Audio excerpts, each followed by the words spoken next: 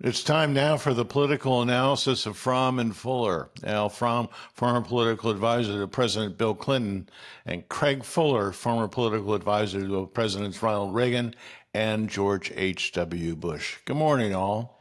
And Al, the Trump administration seems to be on steroids these days. They're doing all sorts of things.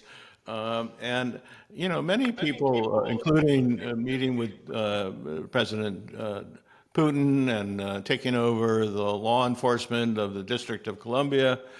And many cynics are saying at this point that this is all kind of, once again, a distraction for the Epstein saga. Do you see it that way? Could it be that simple that they literally sit around the cabinet room and say, okay, this is a great dodge, you know? Oh, I don't think they sit around the cabinet room and do anything except praise Trump. All of these things the administration is doing are, at least in Trump's mind, changing the subject, distracting people from the Epstein affair. Maybe in the short term, it will do that.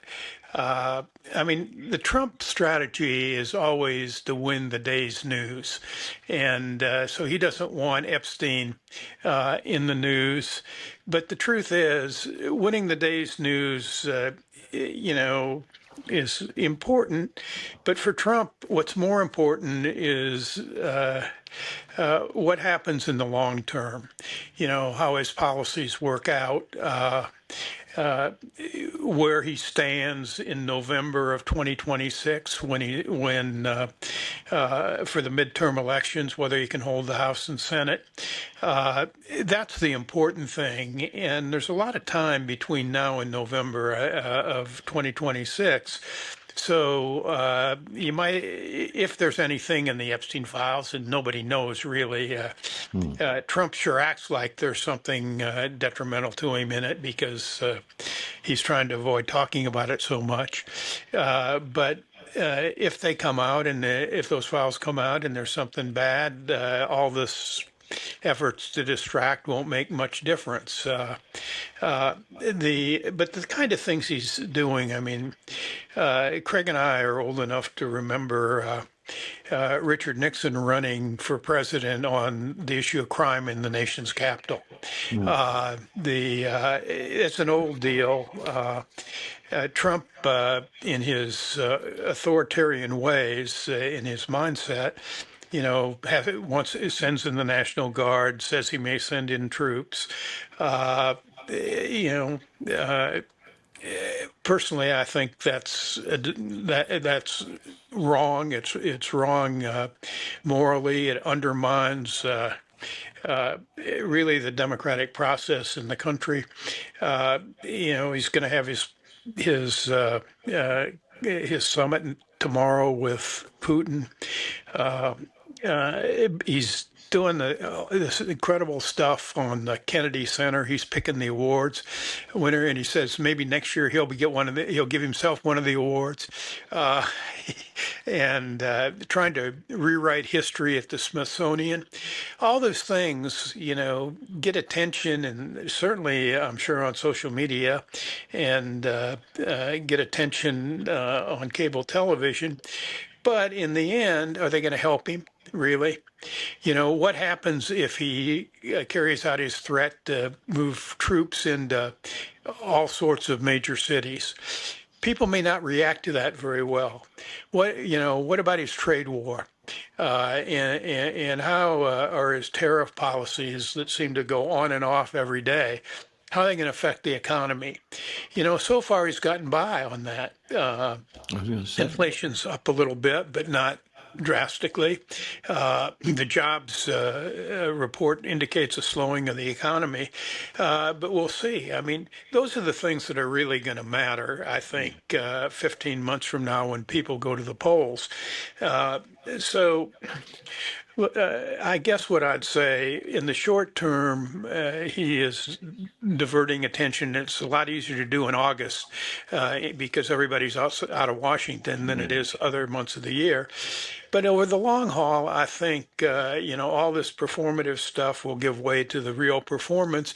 If the performance is adequate and he can, is able to stave off a major defeat next year, then you'd have to say the stuff was successful. But more likely than not, he's going to suffer a major defeat next year, and all these annex will probably work more to harm him than to help him.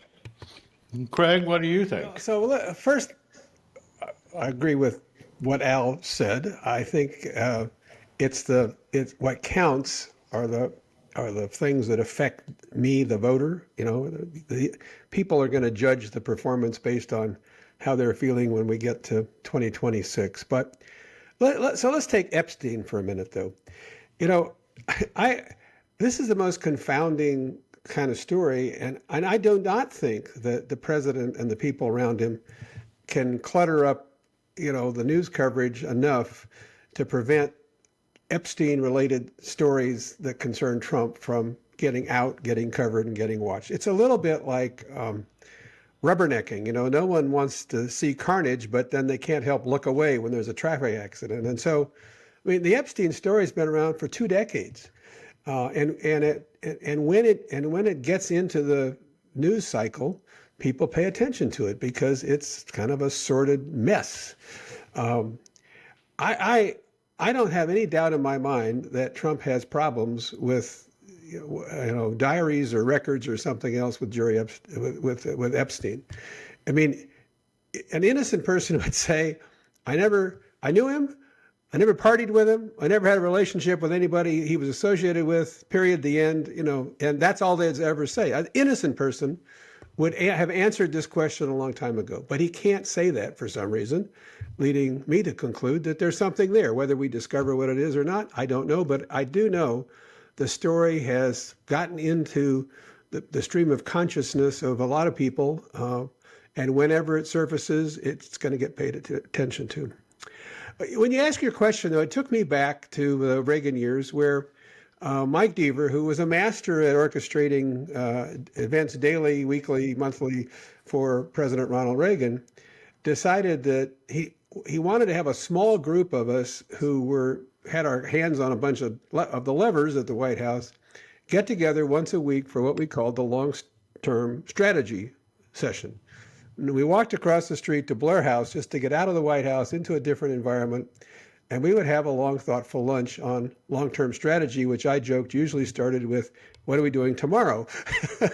But the point was we then looked out a week, 2 weeks, 3 weeks for trips and travel, even a little longer, to try to determine how Reagan could dominate the news cycle. And it was a little easier in those days. You didn't have all the cable news and all the podcasting and everything else. But what you did have was a very large platform.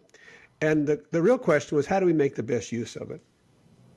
And it was talking about serious things and doing things that mattered to people.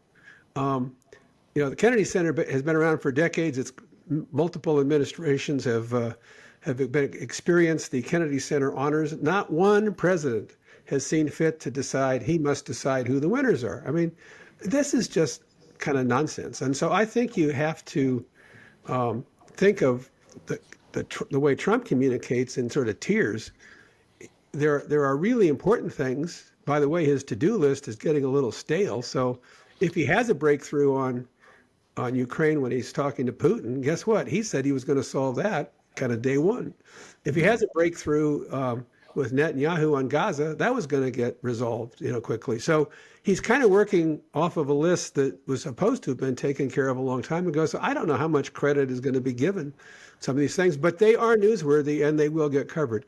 They will not mask or hide something that pops up in the Epstein story, especially if it involves Trump. And so their ability what they will find as they go on, their ability to control the message gets more and more difficult because the things they want to talk about may not be in the news, and the things that are in the news they may not want to talk about. And that's the struggle that Al and I have faced in different administrations, but it is the reality. And so if they're sitting around saying, gosh, if we just flood the zone, as they like to say, this story will go away. On Epstein, it won't. If they think people are going to forget that he was supposed to end wars and conflicts on day one, they won't forget it. If they think today, just before we started talking this morning, the inflation numbers came out from the Bureau of Labor Statistics, but they were supposed to go up somewhat on inflation, but they went up at the highest rate in 3 years.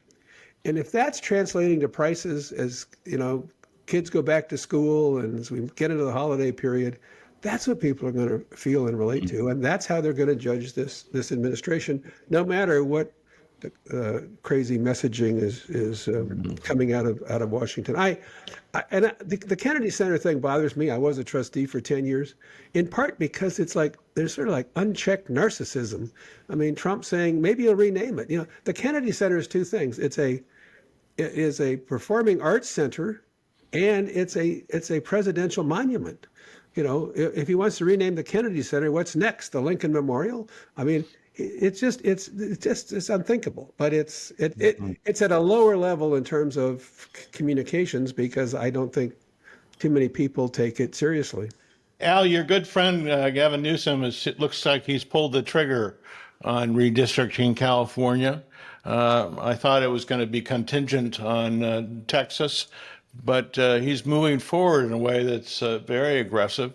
Is that a good strategy? I don't think he has a choice. Craig probably knows a lot more about this than I do because he's Californian, but he has to have a referendum to basically eliminate the bipartisan commission that they created by referendum before. So I don't think he could wait while if the Texas legislators stay out long enough to force a second special session. You're getting pretty close, and he's got to run a campaign. We've just talked about a lot of these really petty things that Trump has done. We know how vindictive he's been. This effort, not only in Texas, but I guess Vice President Vance was in Indiana trying to convince them to redistrict. And there are a few red states that because there are more states that have Republican governors and legislatures than Democrat. This idea of the mid-decade redistricting is really an effort to what Trump likes to talk about, rig the election. He wants to make the electorate. He doesn't change the vote. He just creates categories that helps him win more. And so the Democrats can sit by and let it happen. They can't stop it probably in Texas unless they're willing to stay out for a year and a half, and Lord knows what penalties they'd pay for that. So you have to fight, and Gavin is going to fight, and I think it's the right choice. I'm sure that if you asked him, he would say, I don't want to do this. It's the wrong thing to do in a vacuum. But if the other side is trying to cheat, you got to try to stop them. And so I think it is the right thing for him to do. And I think Gavin is term limited out, and there's a lot of speculation about him running for president. I don't know if he will or not, but I do believe that both by the way he handled Trump in L.A. In the ICE raids and National Guard going into L.A. and by taking the lead on fighting this effort to rig the 2026 election, he is emerging as the leader of the opposition to Trump, and that puts him in a pretty good place to start for 2028. And then the next thing he has to do is develop an agenda that people want to support. And if he did that, I think he'd be in a very strong position. So I think it's doing the right thing. Craig, you have the last word. Well, this redistricting battle is one that I think the states are going to have to engage in and challenge what Trump is and Republicans are trying to do. I mean, we want people to have confidence in their in the election process. I think some of the maneuvering is weakening that confidence, and so yeah, I agree with Al. I think having governors, whether they be Republican or Democrat, standing up and saying, enough is enough. We're not going to do this. Makes sense. I do continue to kind of go back to the notion that we've talked about before, that the doing is very difficult and it gets challenged in the courts and it gets slowed down. And maybe that's a moderating force for those like in Texas who are trying to go find 5 more seats. But it also moderates the ability to push back from the others. So we'll see. I